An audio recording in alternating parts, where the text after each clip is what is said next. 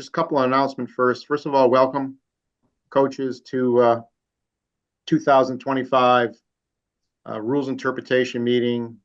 The presenter will be Patty Kletcher-Porter, who is our state rules interpreter and one of the finest officials we have in Connecticut, and also at the college level, obviously. But just two quick announcements. Number one, state finals this year had to be moved because Sacred Heart University is going under major renovation with their campus field. So we're taking a 1-year hiatus as they complete that project. I think it starts this week. So the girls' championship finals will take place at Trumbull High School on June 14th. And all that information is in your information packets, which I did send you a link to that packet. Please, read over the packet very carefully because there's a lot of information, not only about the state tournament, but even about the regular season that is helpful and useful to you. Make sure you go over it with your assistant coaches as well. And basically, any bit of dates with tournament information is located in there, as well as overtime procedures, etc. So just make yourself familiar with that. I do have to go over one of the new policies we have concerning disqualifications of coaches, and this is no way intended to be implied that we have a problem in girls lacrosse, because we don't. Matter of fact, I think in all my 6 years at CIAC, we haven't had one girls lacrosse coach DQ'd. So let's keep it that way. But this is an overarching policy across all our sports, that when a coach is disqualified, not only does he or she have to sit out 2 games through that level, but the requirement is taking 2 NFHS sportsmanship courses online, submitting course paperwork verifying that the course was taken, so certificates are produced, and then a $50 fine is also assessed, usually paid by the school. So all of those 3 consequences have to be fulfilled before a coach can return to the field. And thus far, it's had, and that was a proposal from our CSU Sportsmanship Committee, which we have coaches on, as well as athletic directors, administrators, and student athletes. It was proposed by the Sportsmanship Committee and approved by the Board of Control, I believe, last May. So that is in place. The DQ penalties for consequences for student athletes remains the same. Okay. But again, this, from my experiences, sport of girls lacrosse, from a unsportsmanlike perspective, is in a good place. We don't have a lot of issues like that. Even when we have athletes DQ'd, it's usually due to some type of technical fouls that are committed. So let's all strive for good sportsmanship. Okay. This meeting is being recorded. So if I'm smart enough to figure out how to take the recording off this computer and get it onto the website, it'll be on there within, I'd say, within 4, 5, 6 days. It's located where the information packet and all the tournament information is, on the girls' main page of our website. So you go to our website and click on sports-specific info, girls lacrosse, you will see a link that will have this meeting recording on it. So you can refer to it at any time. You can have your assistant coaches view it. Anybody can view it. Parents, kids, it's for public view. So having said all that, if there's no questions, we'll move right into Patty's presentation. Keep in mind too that you have to, when I send out questionnaires at the end, or probably in the middle 2/3 of the season, take those questionnaires and please fill them out, complete them, because the Federation and the Rules Committee takes those questionnaires nationwide very seriously, and they take that information when it comes to their decision making, when it comes to new rules proposals. And Patty is very, very active from our state, representing Connecticut, taking part in mid-season webinars, taking part in state association questionnaires, as well as providing feedback to the Federation from her perspective as a rule interpreter. So all that is important.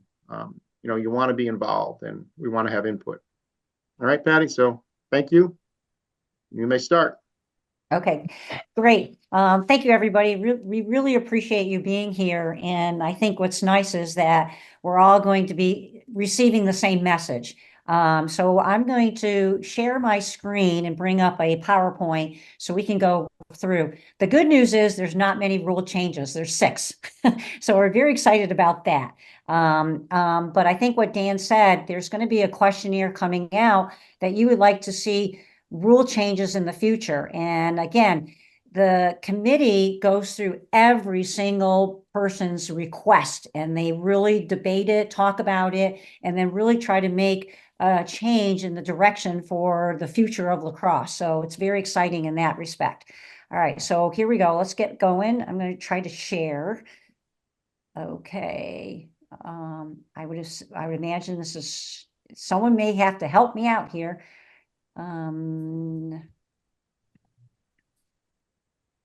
Okay, so hopefully, let me know if the PowerPoint is coming up. Is it coming up on everybody's screen? Yep.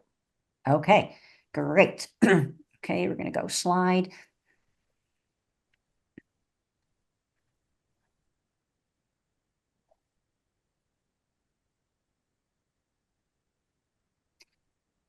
Okay, okay. I think we're omitting some people. Okay, so points of emphasis this year, all right, as we go through the rule changes. One of the things that the committee has decided is that we are really looking into using a green card delay of game situation.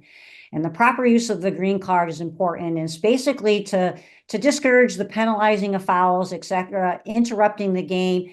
And we are really telling the officials to use the green card. There is a mechanism where there is a different set of carding for delay of game. And so that's going to be on a different avenue versus an athlete receiving a yellow card, et cetera. So we're going to go through all this. But it's really, the point of it is ignoring the violation. Because you have the self-start now, it's like the athlete who had the foul and the whistle was blown. That athlete who had the foul must make an effort to move for a minor foul 4 meters in the direction they arrived, or a major foul, they need to try to make an effort to go 4 meters behind. And what we're trying to do is, and I'm going to bring up the next slide, as you can see, some common examples of what this would entail. And on the right side of your screen is the proper delay of procedure, and I'll go over that in a minute. But common examples, and this is where we will see the defender failing, not moving 4 meters away. So when a whistle blows and an athlete has made a foul, they need to move 4 meters away. And what's happening is the game is moving so quickly is that the athlete is just running in their defensive end. So we're going to emphasize they have to make an effort to move 4 meters minor from the direction they came or 4 meters behind. The second bullet was about offenders just running down the field. I fouled, I'm just going to go. So now we are really looking at that. The official might blow the whistle, stop play, tell that athlete, you've got to go 4 behind, 4 away, etc. The other area that we're seeing that is going to be used is the failure to properly clear the penalty zone.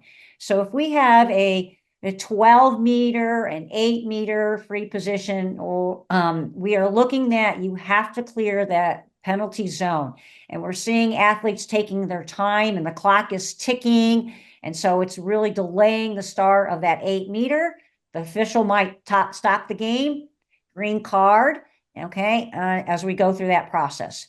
The other area would be the team failing to come out after a timeout, after the quarter break, after halftime. And so we're asking you, when you have your timers on the field who are running the clock and putting up 2 minutes in between the quarters, to blow the horn when it's 1:45. That's giving you a message that you have 15 seconds to get out there on the field ready to start play. Same thing on halftime. Whatever your halftime you decide, 5, 7, 10, we really want that whoever's in charge of the clock to blow the horn when there's 15 minutes remaining so that you can disperse your team back out on the field. I'm on that. We have some officials, I'm going to say this, who are adamant about this, and they will be using the green card, and that means it's a free position at the draw for the other team who's ready. All right. So looking on the right side of the screen, just so you have an idea of how this progression occurs. The first violation is a green card. It's a minor foul. We're going to move the play. We stop the game. Anytime we are carding, we are stopping the clock. So the clock is stopped. The official is going to hold up that green card and say delay of game by whatever. And then now a whistle will start. Second violation, they will hold up 2 cards. This is to the same team. So remember, it's not per player, it's per team. So now we have a green card, yellow being held up at the same time, and that athlete now will be removed from the field and will sit for 2 minutes. It's not going to count toward your team count cards as well as the individual count. So you remember, an athlete can only, if they receive 2 yellows, they're done for the game. If you as a team have the 4th yellow card, that means you are playing short the remainder of the game. These delay of game cards right now for the first offense and the second offense do not fall into that category.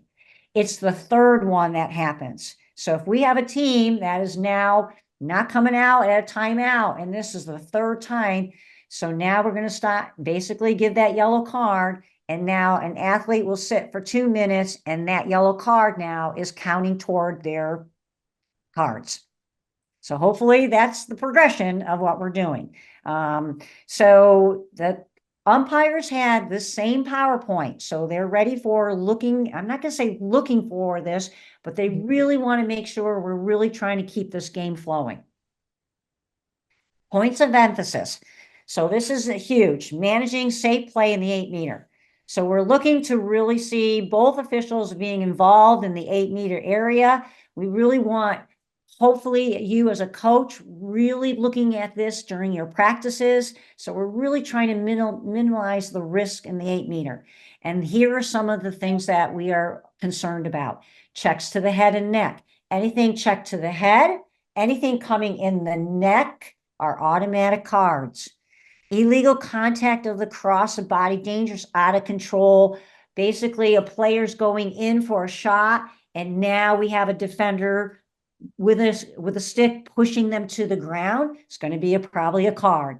Anything coming in the backside shoulder area with a stick is going to be a card. That's dangerous, uncontrollable action. The use of the horizontal stick that make contacts to the body is what we're really looking for. And that is another big emphasis this season from the standpoint of the umpires, but also from the federation. The stick in the horizontal position, and we're putting a whistle on it. And it's really to emphasize to the athlete, you're in a wrong position with the stick. The stick can only be at 10 o'clock and then no further than 2 o'clock. That's the area that you have. 10, 11, 12, 1, 2. Anything that starts dropping down to 9 and 3, then we have an issue on that. And then rough and dangerous checks that we're seeing. Again, a player who's going down the field and we have someone just coming and sidelining them and putting them down to the ground. Those are going to be cards. A player who passes the ball and throws it, and now she's on the ground because of the defender with a push. That's probably going to be a card. So we're just really looking for that safety of the athlete. Offensive fouls, there's the other flip side of it. So fouls in the CSA that we're looking now coming on the other side of it. And these are including that pushing and displacing defenders, backing into them. So we all know that's a charge. So utilizing their shoulders, etc. We're seeing some really amazing dodging. But sometimes the contact, they back into the defender, displaces the defender, and then take a roll from it. So we're looking at for a charge. forcing through. What does that mean? That means you have two defenders, right, like this, right, perfect defensive positioning, and a player trying to squeeze into a space that's not available to her. So there you have a forcing in on that. Illegal cradle. We see some great double teams, triple teams on the athlete, and then all of a sudden the athlete who's in trouble starts to bring the cross down into their area, or it's not legally being able to check. So they're almost covering it, hiding it, etc. So we're going to be calling in legal cradle on the attack. Charging into the defender's after shot. This is real important. So we see defense basically in a good defensive position. We have an athlete coming in really strong with the ball, taking a shot, but then have their body out of control and they land on top of a defender. So there's that charge after a shot. So it's going to be a no goal, charge situation, and then defense coming out. Dangerous propelling with a defender in shooting space. This is probably the most difficult call that an umpire is looking at because it's really coming from a trail umpire position. And so they're seeing a defender illegally in the 8-meter, not marking anybody. And then all of a sudden in the space of the free space of the shooter going to goal. And now the onus actually is on the attack not to shoot. If you shoot and hit her, it's a yellow card to the shooter. If you miss and she ducks, you're probably going to get a card for dangerous propelling. You are responsible to look before you shoot. If there is that defender in there, we as umpires have to make that call, and we will do our best to do that. But please, as coaches, you got to let that athlete, that attacker, need to know you can't just shoot at someone who's just there. We'll do our best to make the call on that. And sometimes I even say to the athlete, thank you for not shooting. So we make that call. Illegal picks. There's going to be another slide on that. There's been a new definition for the picks, so I'll get to that later on. And then the dangerous follow through. We feel sometimes attacks where the defense is just so amazing lately. I mean, just you're doing an awesome job of coaches. Their footwork is fantastic. They're in great position. But what happens is sometimes they receive a ball, they're got tight defense, they don't look, they shoot, and then they foul through on top of that defender. And it could be on their head, it could be on their shoulder. If I'm doing a sidearm shot, it could be on their hip. So they are responsible for that foul through if they're tightly guarded. It's very different if I have an attacker going in and I have a defense sliding late and she's in the act of shooting, and then now she's putting herself into danger. That's on the onus on the defense on that. And what we're doing is, as umpires, we're really looking for each other to help that off-ball stuff, that I'm going to say on-ball, etc., as we're moving down the field. Okay, rule changes. You're going to be happy about this. I think we as Connecticut really pushed for this. So the clock now is going to stop in the last minute of every quarter. So we have changed from last year where it was quarter 2 and quarter 4 only. So in the last minute of every quarter, the clock will stop only on fouls in the CSA. What is the definition of the CSA? It's your 12-meter fan, which includes the 8, and it goes all the way straight back to your end line. Okay, so any fouls in that area, that vicinity, in the last minute of the game is going to be a stop clock, offensively and defensively. Very important. Now, defensively, if she doesn't know that and makes an error and begins play, we will blow the whistle and restart defensively. Offensively is different. Offensively, there will be a change of possession because that's a false start all the way in the game. If you are on the 12-meter, if you are on the 8-meter, if you are on the dot, those are always a whistle start for the attack. Always. So if you start before the whistle, those are going to be a change of possession. I always say the wheels on the bus, change of possession going out the other direction. I'm on that.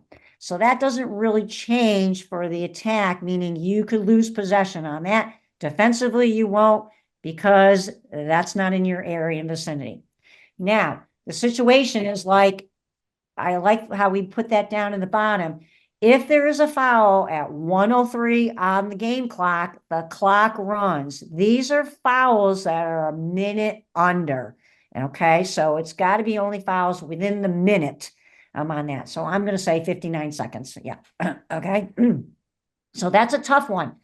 And so umpires are going to be really aware of clock awareness if we have a foul that's hovering very close to that 1 minute, because this is where we don't want a team to delay and kind of clear out slowly. And now we are going to get into that green card. All right. So just giving you heads up on that. We don't want to have violation either way going in that direction. Okay. Another rule change is this. So when one player draws illegally, the free position is going to be at the spot of the ball. All right. And it's a self-start may occur. So that's if we have one player drawing illegally. And that signal is going to be this. We got early movement by one player. You might have an umpire going, she dropped, her stick opened up before I blew the whistle, etc. She pushed instead of going straight up. So all those will be happening in that direction. So self-start may occur. But the change was it's going to be at the spot of the ball on that. When both players draw illegally, okay, we are taking a timeout and we are going to redraw with at the center line. So that's something where the official's like, okay, it's struggling. The ball did not get high enough on the tallest athlete. It just didn't drop. It didn't go. We'll reset, stop the game clock, and then redraw on that. So timeout does occur, and there are redraws in high school. Okay, another good rule change too. I really think this came from Connecticut. All right, so this is about the indirect. We will not have any more indirects. And I think everyone across the nation is very happy about this. So when we have a minor foul that happens in your CSA above the goal line extended, these are 12-meter free positions. And so we take the athlete to the 12, and the player who had the minor foul is 4 away in the direction they arrive. So they might be to the side of them, they might be off, etc. The one thing that we are doing is we are clearing a shooting lane. So we're going to clear it all out so that athlete now can go directly to goal. So we're very happy about that. We're not saying there's never going to be any verbiage of indirect. Everything you can have now can go to goal. You can take a shot. So again, probably one of the best rule changes I've seen yet. Okay, here's where we have the definition of terms. And so I really want to talk about establishing player body cross positioning for a safe legal picks. Picks are phenomenal. Okay, the technique is to really, try to force an opponent to take another route. Is try to free up one of your athletes so you have a give and go happening. So it's a lot of basketball. We love it in that regards. But we want you to realize that the cross now needs to be in a certain position, okay? 2 o'clock and 10 o'clock. And we're seeing what happens is a lot of times I set the pick and I lower my head of the cross, and now I'm holding that defender by the head of my cross or the end of my cross. So I'm making myself bigger than I can, as well as sometimes my footage is wider than my shoulders, and it can't. The stance has to be no wider than your shoulder width. The stick has to be in a 2 and a 10 o'clock set. And the third piece is it has to be set in the visual field to allow an opponent that time and space to avoid contact is really what it is, okay? I can't emphasize enough that a pick can be moving or it can be stationary. And we always have a lot of coaches and fans saying that's a moving pick. It can be. A moving pick can be. If it's in the visual field and she allows enough time and space for that defender to avoid contact, it's all good. And the hardest is sometimes we see it at the corner of our eye, and all of a sudden there's contact and there's players tangled up. What just happened? We need to see the whole scenario. Was that pick set well in advance? And did that defender like, oh, I see her. She's right there. I know she's there. I'm probably not going to call an illegal pick. You knew she was there. Okay. The ones that we see is if I'm here, and a player comes right up behind me and I back up and I make contact, I never saw them in my visual field and I made contact, that's the illegal pick. I'm on that. So we as umpires are looking for the stick position. We're looking at the width of the hips, and sometimes they're great, but then they lean out and they give themselves a little bit bigger. That's the contact's made. That's going to be a legal hit, illegal pick, as well as then the other piece is moving. I'm moving with her, we're all fine, or they're moving and I just come up on that person and now they don't have any time and space to avoid the contact. Picks, illegal picks can be called anywhere on the field. That's another thing I'm going to call myth. People think it's only in the 8 and the 12s. They're happening in the middle of the field. They're happening at the center, etc. So we have a player receiving a ball right here. I receive it and I have a defender coming right up behind me and I turn and we have a collision. That's probably a block. Okay, so I've got to have some time and space to avoid that contact. I'm on that. And that's been a big change in the definition of terms. I'm on that. Okay. Oops, oh dear, where'd I go? Yep. Major foul, illegal stick contact. Okay, so now we have put in the rules. It is illegal for a player to make contact with the opponent's cross or body when they're held in that horizontal position. This is going to be emphasized big this season. So anytime that stick is in. Now, we as umpires, okay, you have a very fast athlete and she just got a stick, on the side of her and she outran her. I probably am going to give an arm. I see it, but she's fine. She can pass, she can shoot, she can run. I am holding on that. Versus I have a person, I hit them and they stumble and I can't do anything. That is going to be called. So some can be held with an arm. And you as coaches, if the official has the arm, they see that foul, but they really felt your athlete has some good quality of running ability or control, or she has ability to pass, shoot, etc. We're probably going to give an arm on it.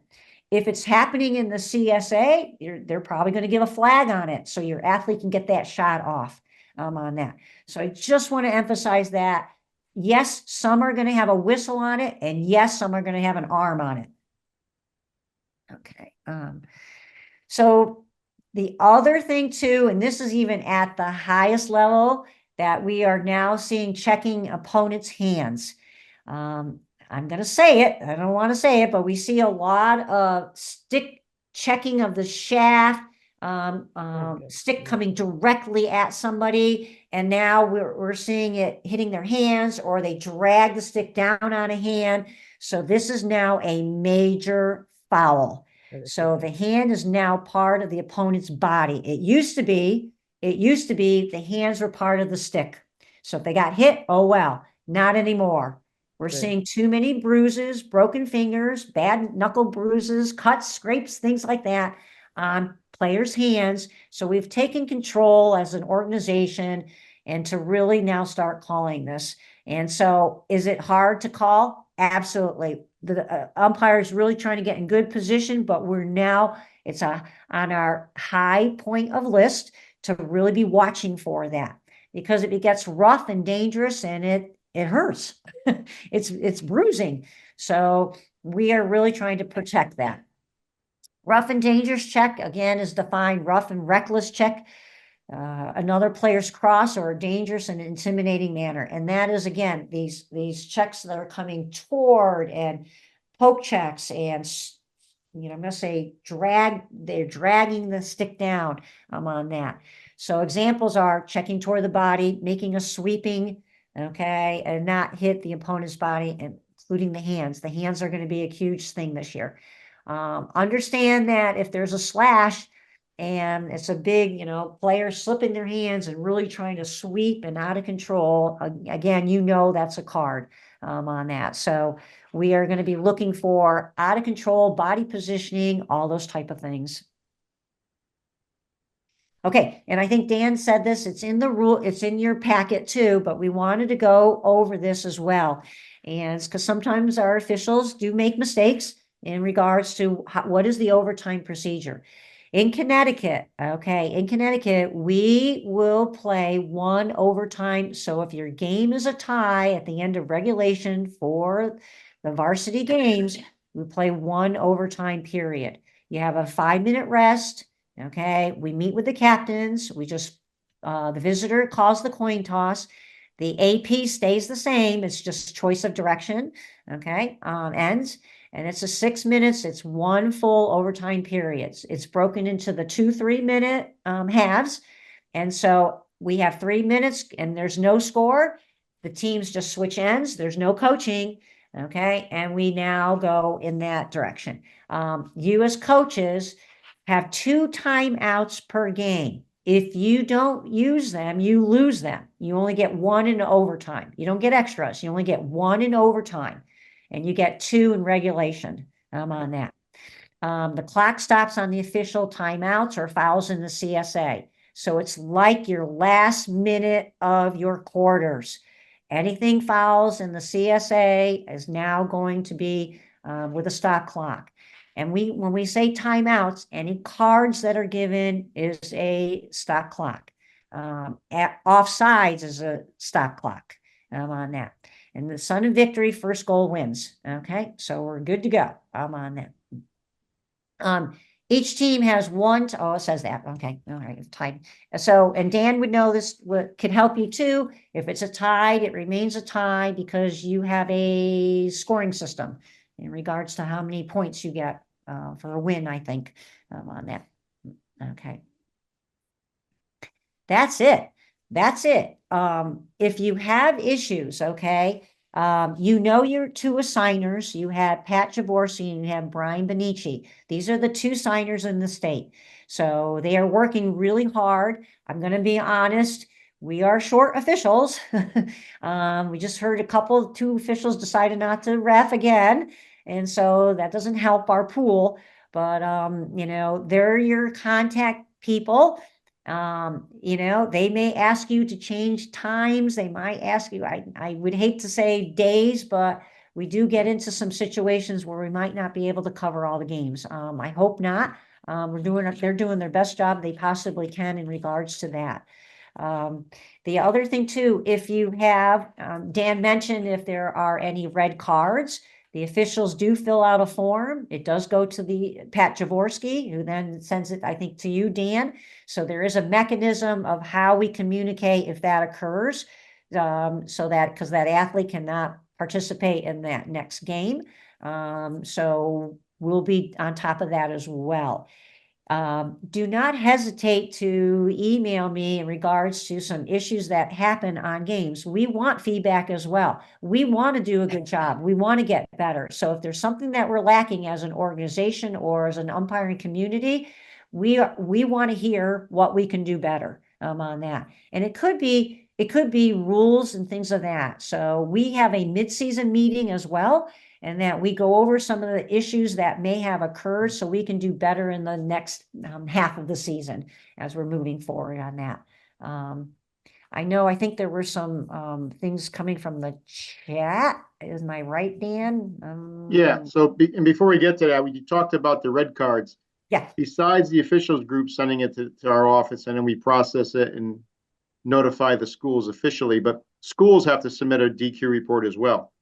So make sure as coaches you communicate the disqualification to your athletic director, and then a report from the school comes in. And, you know, girls lacrosse is one of those sports that's a little tricky when it comes to cards, right? Correct me if I'm wrong, but within the rules, you can be suspended for the remainder of the game, but not DQ'd where you have to sit out the next game. Yeah, it's confusing. Yes, that is correct. So with lacrosse, a player receives 2 yellows. They cannot continue the remainder of that game, but they can be in the next game. If there's a red card given, that's a different story. Unlike soccer, where two yellows equals a red. Yeah. Yeah. So you just have to make sure you understand that differentiation. So Heather's got some questions there. What if we don't have a horn for our press box to use? Our scoreboard is run from the press box. I mean, I think you got to get a horn. I mean, air horns they're not expensive, and you probably have them for other sports. I would check with the athletic director, and you should have an air horn available. You should always have one anyway in case the scoreboard is not working. So yes, and you need to have an air horn at the table that's down on the field. And the other reason Yeah. too is the coaches, that's an avenue for them to ask for a timeout. So there has to be an air horn at the table. If you have a press box that's away, you should have some communication device, whether it's your iPhone, a phone, a walkie-talkie, etc., to talk and communicate. Because sometimes the press box is across the field, opposite where the players are and the teams are. We need to have some communication at some point. Yeah. The next point, Patty, was strictly a comment about horizontal stick was a big issue. And Heather feels it just needs to be called more consistently. And Right. then there's I agree. And we're really emphasizing that this season. So what we're hoping is that in the midfield, I would love for them to make the call instead of holding, because we're just not sending the message to the athletes, but really understand that there are two ways of recognizing that horizontal stick. It's a held whistle, or it is a whistle that is being blown. So it does happen. And then Dan Warburton mentioned, but the moving pick cannot be detaining. So that was a comment. Right. So right. If they're like blocking the player so she can't even move, that would be detaining, correct? Yep. I wouldn't call it a pick, I'd probably call it detaining. But absolutely, yes. If they're just, and sometimes we see a hand on a jersey, we see a hand on his arm, and the tagging actually becomes a grab. Those are different things too. So we'd be looking for that for detaining. And then checking is still allowed below the shoulder, correct? Is that correct? Yes. So checking. Okay. So remember, so see my shoulders right here. So this area up above, it's 7 inches above my head. 7 inches is my shoulder. So I have 7 inches in front. So that's my clear space. Okay. I'm on that. So we don't want to check coming in toward that area, but correct. As this cross is brought out from that area, can be checked from behind, from the side, etc. The athlete who is checking, who's on the side of me, must be slightly ahead if they're reaching across. But if they're on the same side as my stick, that can be checked. Absolutely. I think you're thinking of modified checking is for the youth. So that's your 5th and 6th and 3 and 4. And sometimes there's transitional checking that's used at the 7th and 8th grade level. And that means the stick has to actually be out more than 7 inches. It's 14. Then will all this be in a PDF version? I'm not sure what you mean by that, Heather, to print. Yes, Heather. So I should have mentioned too, you all can go on and Google and you can bring up the 2025 girls high school rules, and there's a PDF online. Yep. So you go to nfhs.org and you can, and then they have rationales along with it too, under the new rules. So you can definitely access that. Timing rules for our game timers. I mean, you're all going to have, we send out rule books to schools. So your athletic director should get you a rule book, because it's usually addressed to your athletic director. So, Judy in our office sends out rule books. So you should have access to a federation rule book, and you will have duties of the timer in that rule book. And one of the things too is, like, if you have a new timer, you as a coach, don't hesitate to tell the officials, look, you've got to talk to my timer. This is their first game they've done, or they're coming from another sport. They, just make sure they know the nuances of what we want for lacrosse. So that's the responsibility also of the umpire. They're to arrive about 20 minutes before the game, and to really look at your field, make sure your goals are good, make sure your nets are good, know your boundaries, make sure you have an air horn, where's the score table, do we have a visible clock, all those type of things, and then talk to the clock people. That's their responsibility too, but don't hesitate as a coach. Look, you really got to talk to my timers. Last game didn't go really well or whatever. And so they can really help in that manner. And then from Laura, I just want to confirm that there is, just want to confirm that there's no longer requirement for the color of mouth guards. Correct. Mm-hmm. Okay, and then this recording, like I said, it'll be on the girls lacrosse main page. I don't know when. It might take a few days, but it'll be on there as soon as I can figure out how to take it from this laptop I'm on and get it to our IT person. But it'll be up there at some point, and you can refer to it. And the other thing I just want to close by saying, because that was the last question. We make an accommodation for girls lacrosse when it comes to athletes participating in season in that one particular national tournament, U.S. Lacrosse, and which usually always conflicted with Labor Day weekend in our tournament, but it doesn't this year. I believe it's the week before.